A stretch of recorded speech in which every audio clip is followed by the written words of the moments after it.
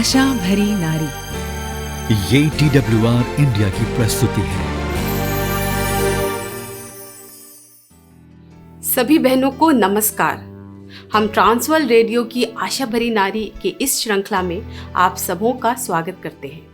यह एक ऐसा शो है जो हमारे देश में वफादार, उत्थान करने वाली और आशा प्रेरक महिलाओं को ऊंचा उठाने के लिए समर्पित है। बहनों, हमें उम्मीद है कि विवाह के संबंध में मसीह केंद्रित विवाह पर हमारी श्रृंखला आपके लिए ज़रूर आशीषमय रही होगी। बहनों, आज हम कुछ ऐसी चीज़ों के बारे में बात करने जा रहे हैं जिन्हें आपको ध्यान में रखने की आवश्यकता है, विशेषकर तब जब आप शादी की तैयारी करती हैं या शादी करने की सोच रही हैं। हम आज फिर से अपने युवा दर्शकों में से कुछ को संबोधित कर रहे हैं। हालांकि हम जिन सिद्धांतों की चर्चा करेंगे वे एक मसीही केंद्रित विवाह के लिए आधार हैं और इसलिए वे विवाहित या अविवाहित दोनों के द्वारा अपनाए जा सकते हैं। इससे कोई फर्क नहीं पड़ता कि आप किस अवस्था में हैं। नवविवाहित होना और नया नया प्यार कितना अच्छा और सुखद लगता है। सब कुछ बिल्कुल गुलाबी गुलाबी सा, हर मौसम सुहाना लगता है। ऐसा लगता है जैसे कोई स्वप्न देख रहे हो, एकदम परफेक्ट। एक दूसरे के अलावा कुछ भी नजर नहीं आता। हनीमून पर एक खूबसूरत मनोरम जगह पर जाने में, पर वहाँ भी लोग मनोरम दृश्य से ज़्यादा एक दूसरे को देखते हैं और उन्हीं में खोए रहते हैं। वह आपके साथ शिष्टता से पेश आते हैं, देखभाल करते हैं और आप उन्हें प्यारी एकदम परफेक्ट वाइफ की तरह नजर आती हैं। वो जो कुछ भी करते हैं वह केवल आपको उनके साथ और अधिक प्यार में डुबाता है और वह भी आपके बारे में ऐसा ही महसूस करते हैं। ये सब कितना मधुर और रुमानी और आनंदमय लगता है जब हमारी नई नई शादी होती है। पर कुछ महीने बीत चुकने के बाद रोमांस की खुशबू अभी हवाओं में है। हालांकि उन शुरुआती दिनों की तरह ना हो। सामान्य जीवन फिर से शुरू होता है और आप एक दूसरे के बारे में ऐसी बातों पर ध्यान देना शुरू करते हैं जिनके बारे में आपने पहले नहीं देखा। जैसे कि वो हमेशा टूथपेस्ट का ढक्कन खुला छोड़ देती है, वह बर्तनों को एक विशिष्ट तरीके से रखना पसंद करती है, उसे बिस्तर पर से उसका गीला तौलिया उठाना पड़ता है और सुखाना पड़ता है, और वह पसंद नहीं करता कि कैसे वह अपने नाखूनों को दांतों से काटती रहती है। लेकिन बहनों, ये सब छोटी छोटी बातें हैं, कोई असहनीय बात नहीं। जब आपका पति उन्हें पॉइंट आउट करता है और आप कहती हैं कि ठीक है, मैं अपने अंदर बदलाव लाऊंगी, तो इसके लिए आपकी सराहना भी होती है और फिर से सब कुछ बिल्कुल अच्छा हो जाता है, सामान्य हो जाता है। कुछ समय और बीतता है, कुछ महीने और बीत जाते हैं। उन बातों की सतह अब बड़ी हो गई है, वो और अधिक कष्टदायक लगने लगते हैं। अनदेखी करना अब कठिन हो रहा है। वो काफ़ी खर्च करता है, वो काफ़ी गुस्से वाली है, वो बहुत शिकायत करता है, वह इसकी कोई परवाह नहीं करती और अब समझौते तक पहुंचना और भी कठिन हो रहा है। बहनों, मैं यहाँ कुछ देर के लिए रुक रही हूँ। मुझे यकीन है कि आप में से वे लोग जो शादीशुदा हैं ज़रूर मेरी बात से सहमत होते हुए अपने सिर को हाँ में हिला रही होंगी। आइए बाइबल से कुछ बातों को हम सीखें और जानें। आज हम यहोशू की पुस्तक उसका 24वां अध्याय के द्वारा शुरुआत करेंगे। मूसा की मृत्यु के बाद यहोशू ने इजरायलियों के अगुवे के रूप में पदभार संभाला। वह इस अध्याय में इजराइल के सभी गोत्रों के वृद्ध जनों और अगुओं को इकट्ठा करता है, जैसा कि प्रभु ने उसको निर्देश दिया था। यहोशू उन्हें फिर से कुछ पुरानी बातों को याद दिलाता है, ठीक वहां से कि परमेश्वर ने कैसे अब्राहम को चुना, अब्राहम को बुलाया, कैसे उसने इसहाक और याकूब की अगुवाई की और कैसे उसने मूसा के द्वारा उन्हें मिस्र के बंधन और दासत्व से बाहर निकाला।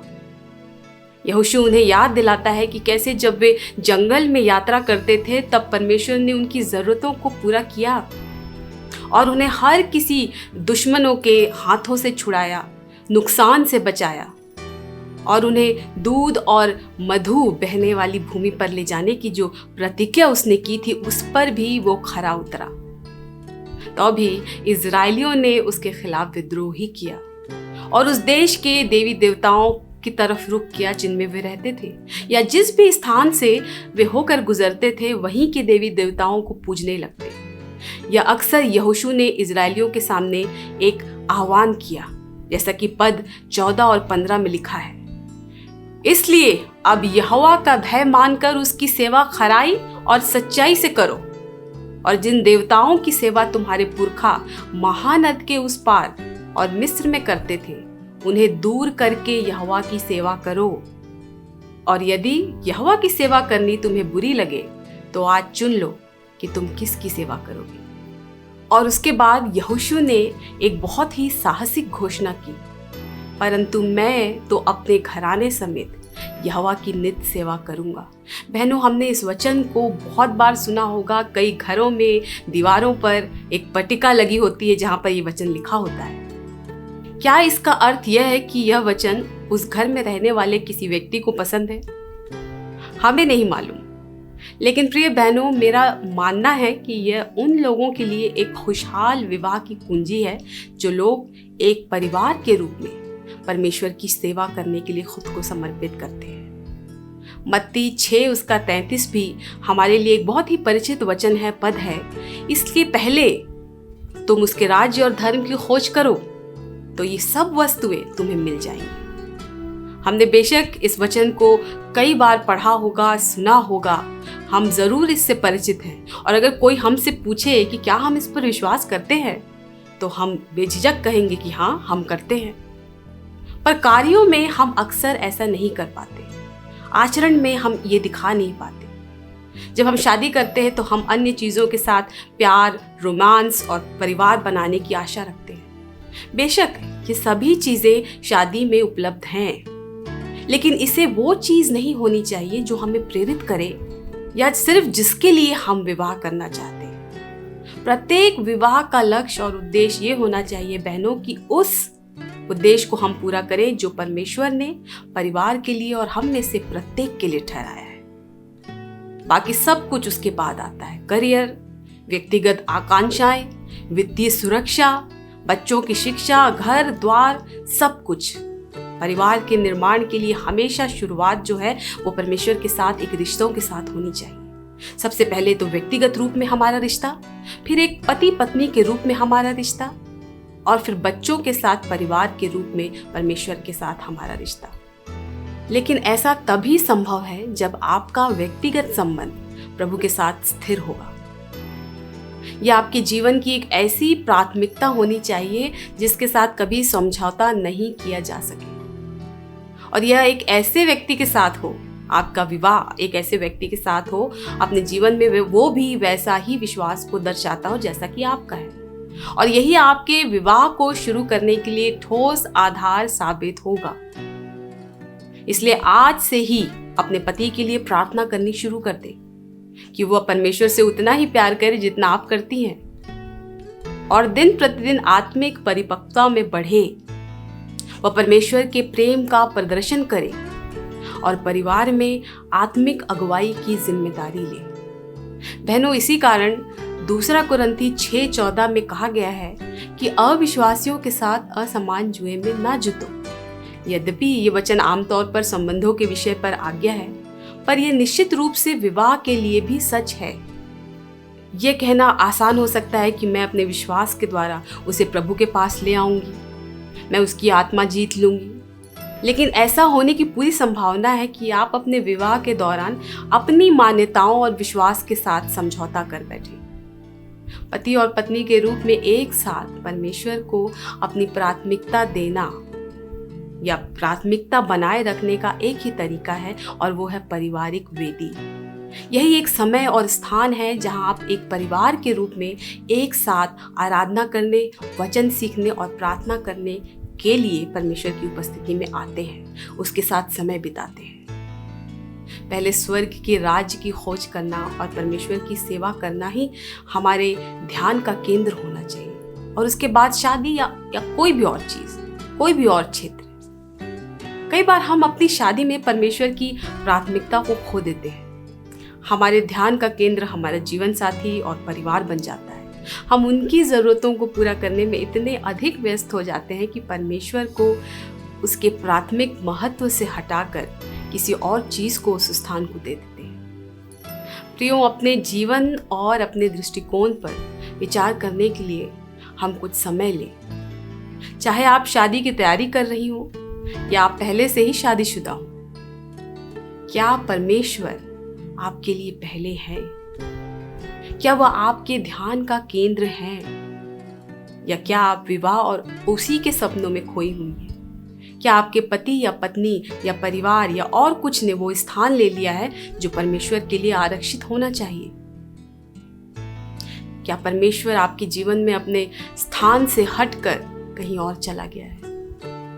आज अपने दिल में ईमानदारी से झांकें, और अगर परमेश्वर अब नंबर 1 स्थान पर ना हो तो क्या आप आज उसे अपने आप को माफ करने के लिए और उसे अपने जीवन पर सर्वोच्च अधिकारी बनाने के लिए कहेंगे?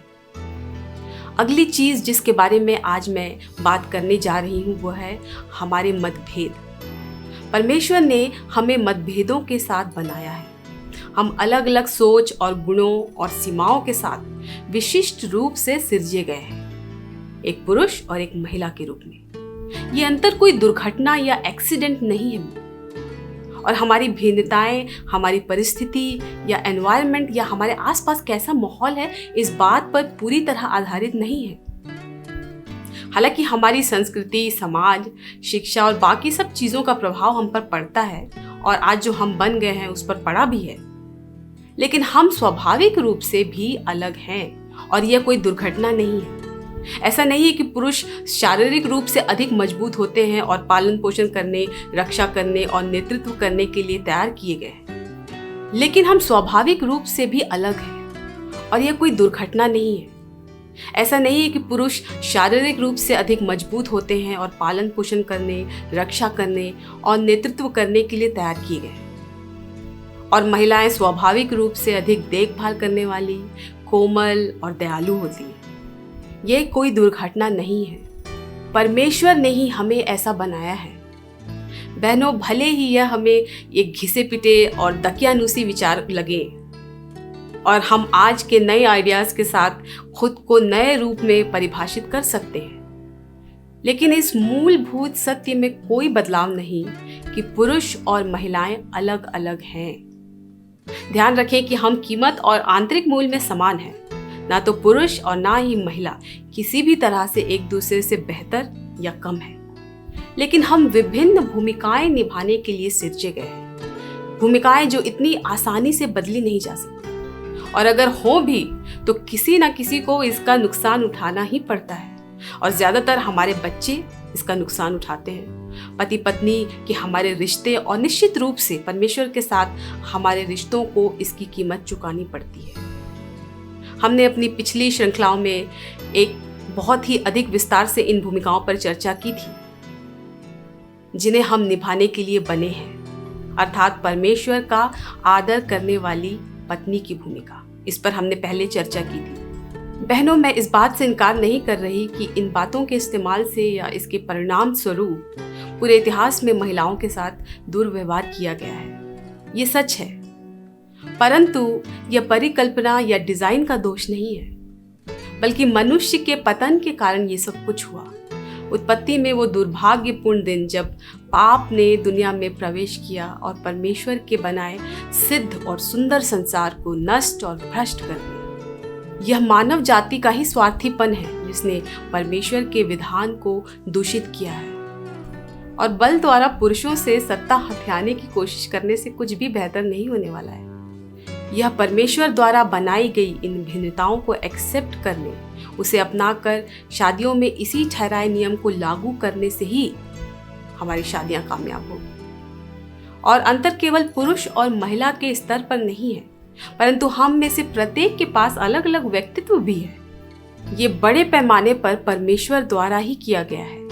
हालांकि समय के साथ साथ हम कुछ चीज़ों को लेने के लिए उतावले होते हैं जो अच्छे और बुरे दोनों हो सकते हैं, लेकिन ये अंतर ही है जो हम में से प्रत्येक को अद्वितीय या अनोखा बनाते हैं। लेकिन आवश्यक रूप से हम उन्हें इस तरह से नहीं देखते हैं। मैं आपको बता सकती हूँ कि मैंने अपने पति के बारे में कितनी बार सोचा कि वो मेरे जैसे क्यों नहीं हो सकते। और मैं गारंटी देती हूँ कि हर एक विवाहित व्यक्ति अपने जीवन साथी के बारे में कभी ना कभी जीवन में किसी ना किसी समय में कुछ ऐसा सोचता है। मेरी एक दोस्त है जिसके पति खरीदारी करना पसंद करते हैं और वो लगातार चीज़ें खरीदते ही रहते हैं, लेकिन पत्नी खरीदारी नहीं कर सकती। वह केवल वही खरीदेगी जो उसे चाहिए या जिसकी उसे ज़रूरत है।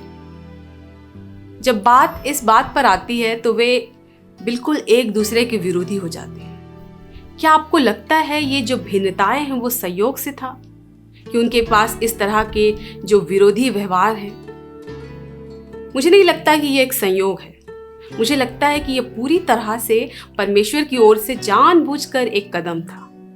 मुझे लगता है कि उन्होंने ऐसे ढंग से एक साथ आने में इन दोनों की मदद की।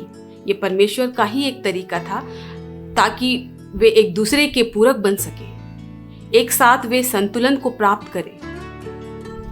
और यह देखने के लिए परमेश्वर के अनुग्रह की आवश्यकता होती है बहनों, कि मतभेदों को बाधाओं के रूप में देखना हम बंद करें और यह देखना आरंभ करें कि इन मतभेदों के बावजूद इनके माध्यम से हम खुद का और एक दूसरे का कैसे निर्माण कर सकते हैं और कैसे एक दूसरे को बढ़ा सकते हैं। पुरुषों और महिलाओं के बीच उन आंतरिक मतभेद और वे चीज़ें जो किसी का अद्वितीय व्यक्तित्व का हिस्सा है, इसके अलावा वहाँ कई और मुद्दे हो सकते हैं जिन पर हमें काम करने और परिवर्तन करने की आवश्यकता होगी। हमें यह पहचानने और स्वीकार करने की आवश्यकता है कि हम दोनों में से कोई भी सिद्ध नहीं है।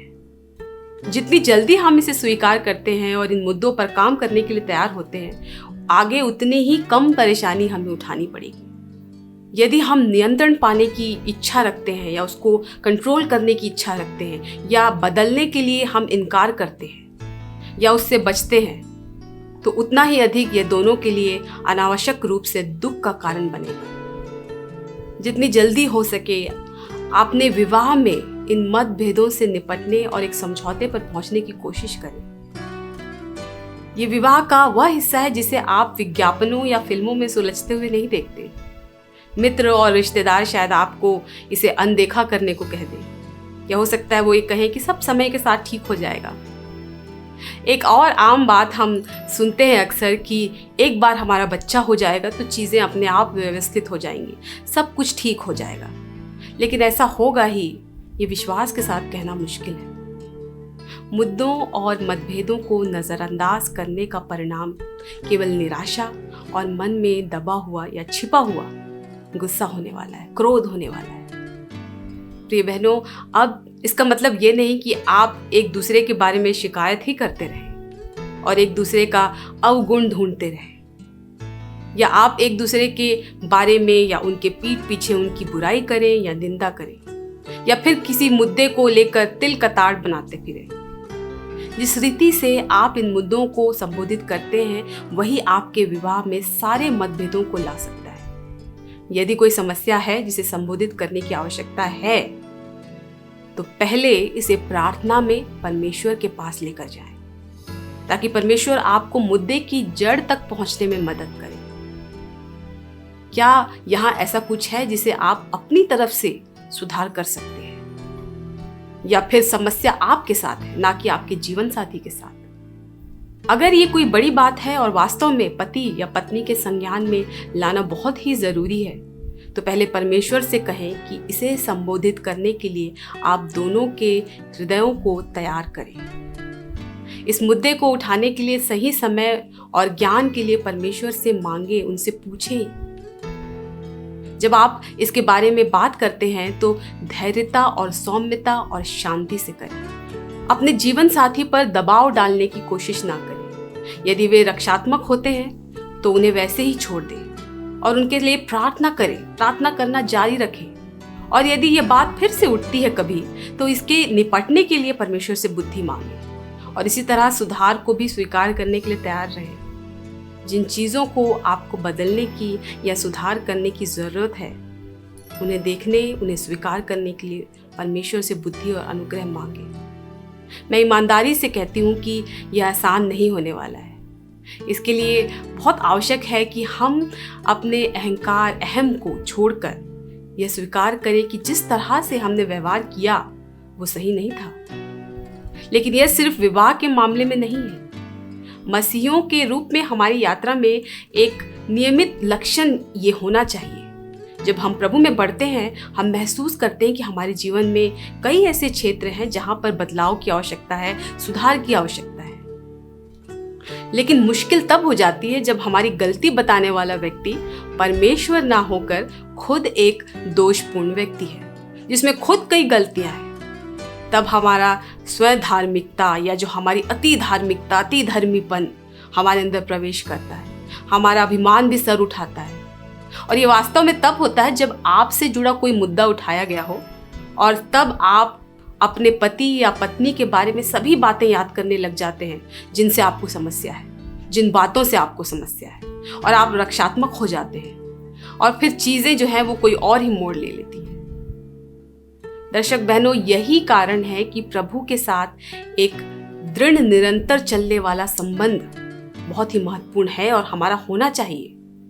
आप पहले से ही उन चीजों पर काम कर रहे हैं जिन्हें परमेश्वर ने उन क्षेत्रों के रूप में इंगित किया है जिन्हें आपको बदलने की आवश्यकता है। परमेश्वर ने पहले ही अपनी आत्मा को आप में डाल दिया है और वह आपको जो बनाना चाहता है वो बनाने के लिए आप में अपना काम शुरू कर दिया है। फिर भी ऐसे समय आ सकते हैं जब इसे स्वीकार करना, अपनी गलती स्वीकार करना या बदलना मुश्किल होगा। लेकिन याद रखें कि आपकी सहायता के लिए, आपको संभालने के लिए आपका प्रभु है। वो हर कदम पर आपका नेतृत्व करने और मार्गदर्शन करने के लिए आपको पवित्र आत्मा देता है। मैंने कहीं पढ़ा है कि आपके विवाह के दिन और आपके पहले बच्चे के बीच का जो समय है वो सबसे महत्वपूर्ण होता है, क्योंकि यह आपकी शादी के भविष्य, आपके बच्चों, यहाँ तक कि रिटायरमेंट के दिन तक के लिए चरणों को निर्धारित करता है। और हर जोड़े इन उल्लेख की गई बातों को उस समय सीमा में पूरा करने का काम शुरू कर दे। एक ऐसा परिवार हो जो परमेश्वर को सबसे पहले रखता है, घनिष्ठता और गहरी मित्रता का निर्माण करे, टकराव और असहमति को सही ढंग से डील करना सीखे, करियर और बच्चों को संभालना, एक दूसरे के परिवारों और दोस्तों के साथ रिश्तों को समझना, स्वतंत्र रुचियों पर सहमत होना। हो सकता है कि एक ही बैठक में ये सब काम करना संभव ना हो, इनमें से कुछ को करने में थोड़ा समय लग सकता है। लेकिन जब एक युगल प्रभु की उपस्थिति में बैठता है और मन बनाकर विवाह के माध्यम से अपने उद्देश्य को पूरा करने के काम को करता है, तो आप जान ले कि वो इस बारे में गंभीर है। अपने विवाह के लिए कुछ बुनियादी नियमों को स्थापित करने के लिए यह एक बहुत ही अच्छा समय है बहनों। यहाँ कुछ उदाहरण है। इफिसियों 4:26-27 में लिखा है, क्रोध तो करो पर पाप मत करो। सूर्य अस्त होने तक तुम्हारा क्रोध ना रहे और ना शैतान को अवसर दो। जब आपको शिकायत करने या गलती खोजने की इच्छा हो तो अपने पति या पत्नी के बारे में 3 अच्छी बातें सोचें और उनके लिए परमेश्वर का धन्यवाद करें, और आप लगभग हमेशा पाएंगे कि आपका मूड एकदम से बदल जाएगा। रोमियो 12:10 कहता है, परस्पर आदर करने में एक दूसरे से बढ़ चलो। मुझे यकीन है कि आप पाएंगे कि ऐसे अन्य क्षेत्र हैं जो परमेश्वर आपको इस अवस्था पर प्राथमिकता देने और नियमों के लिए सहमत होने के लिए प्रेरित करेगा। बहनों, हमारा अगला बिंदु अपने आप के बजाय अपने जीवन साथी को प्राथमिकता देने का है। इस दुनिया और इस दिन और युग में जहां बात सिर्फ खुद से प्यार करने और खुद को सबसे पहले रखने की है, वहां इसके विपरीत फिलिपियों 2 और उसका 3 क्या कहता है? विरोध या झूठी बड़ाई के लिए कुछ ना करो, पर दीनता से एक दूसरे को अपने से अच्छा समझो। बेशक हम उन्हें उस स्थान पर नहीं रखते हैं जिस पर परमेश्वर का अधिकार है, हमने उस पर पहले भी बात की थी। लेकिन जब अपने और अपने जीवन साथी के बीच चयन करने की बात आए तो अपने जीवन साथी का चयन करें। मैं जानती हूँ कि यह हमेशा आसान नहीं होता है। इसका मतलब ये नहीं है कि आप ऐसा व्यवहार करें जैसे कि आप शहीद हो रहे हैं, या झूठी विनम्रता दिखाएं और मन ही मन सब बातों का हिसाब रखें ताकि बाद में उस हिसाब को चुकता कर सके। लेकिन जब व्यक्ति प्यार में होता है, सच्चा समर्पण होता है, तो पति के अधीन होने और उसका आदर करने का ही चुनाव करता है। और बहनों, इसी को कहते हैं अपने आप का इनकार करना और अपने प्रभु के लिए मर जाना, जैसा यीशु ने हमें आज्ञा दी है। हम अपनी स्वार्थी महत्वाकांक्षाओं और इच्छाओं को छोड़ देते हैं और परमेश्वर की भलाई के लिए एक साथ आते हैं और वही करते हैं जिससे प्रभु को महिमा मिलती है, भले ही इसमें हमें कुछ कष्ट क्यों ना उठाना पड़े। हम प्रेम के साथ कार्य करते हैं और ये संसारिक प्रेम नहीं है जैसे कि दुनिया दिखाती है या चित्रित करती है, लेकिन ये वो प्रेम है जो 1 कुरिन्थी 13 में वर्णित है। लिखा है, प्रेम धीरजवंत है और कृपालु है, वो डा नहीं करता, वो अपनी बड़ाई नहीं करता, वो भूलता नहीं, वो दूसरों का अनादर नहीं करता, वो अपनी भलाई नहीं चाहता, आसानी से झुंझलाता नहीं, बुरा नहीं मानता, कुकर्म से आनंदित नहीं होता परंतु सत्य से आनंदित होता है। वो सब बातों को सह लेता है, सब बातों की प्रतीति करता है, सब बातों की आशा रखता है, सब बातों में धीरज धरता है। प्यार के इस विवरण पर थोड़ा सा ध्यान दें और जांचें कि क्या जिस तरह का प्यार आप करती हैं वो इस विवरण से मेल खाता है। कल ही मैं एक वीडियो देख रही थी जिसमें ये बताया जा रहा था कि कैसे आप जो अभ्यास करते हैं उसमें निपुण होते चले जाते हैं। वो बता रहा था कि कैसे हम प्रेम और आनंद के गुणों के बजाय क्रोध और शिकायत का अभ्यास करते हैं। क्या हम बिल्कुल अभी प्रेम का अभ्यास करना शुरू कर सकते हैं? कोई और प्रेम नहीं बहनों, बल्कि 1 कुरिन्थी और 13 जिस प्रेम की चर्चा करता है वो प्रेम। हम विवाह के जिस भी चरण में हैं, क्या हम इस प्रेम का अभ्यास करना आज से ही शुरू कर सकते हैं? न केवल हमारे जीवन साथी के साथ, बल्कि उन सबों के साथ जो हमारे चारों ओर हैं। आखिरी बात जिसके बारे में आज मैं आपसे बात करना चाहती हूँ वो है खुलकर और ईमानदारी से बातचीत करने की आवश्यकता। यह एक और महत्वपूर्ण पहलू है जिसे हमें पहले दिन से ही अभ्यास करना शुरू करना चाहिए। आपसी विश्वास और सम्मान का वातावरण बनाएं जहां आप दोनों एक दूसरे के साथ सब कुछ शेयर कर पाएं, साझा कर पाएं। यह महत्वपूर्ण है। आप में से किसी को भी कभी भी एक दूसरे से कुछ छिपाने की आवश्यकता महसूस नहीं होनी चाहिए। और यह एक ऐसा वातावरण है जो केवल परमेश्वर ही आप दोनों को बनाने में मदद कर सकता है। अकेले में और एक दूसरे के साथ भी इसके बारे में प्रार्थना करें। लेस्ली नुनेरी ने टीच देम डिलिजेंटली नामक अपनी किताब से शादी के लिए इस सुंदर प्रार्थना को साझा किया है जो 1 पतरस 4:8 पर आधारित है। आइए हम में से प्रत्येक के विवाह और परिवारों के लिए एक साथ इस प्रार्थना को कहें। हम स्पष्ट दिमाग और आत्मनियंत्रित हो सके ताकि हम प्रार्थना कर सकें। इन सब से ऊपर हम एक दूसरे को गहराई से प्यार कर सके, क्योंकि प्यार पापों की बड़ी संख्या को ढांप देता है। हम बिना बड़बड़ाए एक दूसरे का अतिथि सत्कार कर सके। हमें जो भी टैलेंट्स या गिफ्ट प्राप्त है उसका उपयोग हम एक दूसरे की सेवा करने के लिए, सहायता करने के लिए कर सके। जब हम बोलते हैं तो हम ऐसे बोलें जैसे कोई परमेश्वर के वचनों को बोलता है। जब हम सेवा करते हैं तो हम इसे उस सामर्थ्य के द्वारा कर सकें जो परमेश्वर हमें प्रदान करता है, ताकि सभी चीज़ों में परमेश्वर की प्रशंसा हो और उसी की महिमा हो।